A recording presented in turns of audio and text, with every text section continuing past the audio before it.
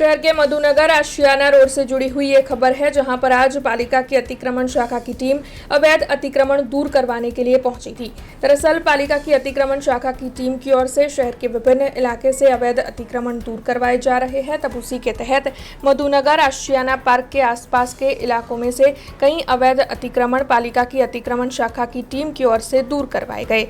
वैसे इस दौरान गोरवा पुलिस थाने का स्टाफ, दमकल की टीम, मेडिकल की टीम, MGVCL की टीम और अन्य कई अधिकारी वहां पर मौजूद रहे थे।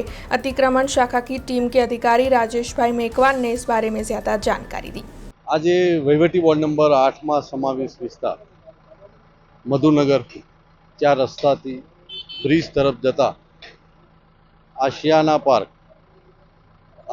पार्क थी लई अने केनाल तरफ जता 18 मीटर टीपी रस्ता में हाई टेन्शन लाइन नीचे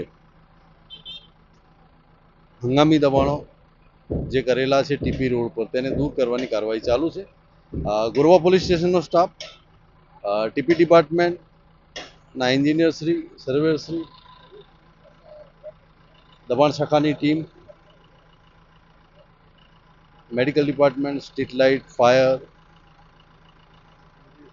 MGVCL सर्वने साथे राखीने हाल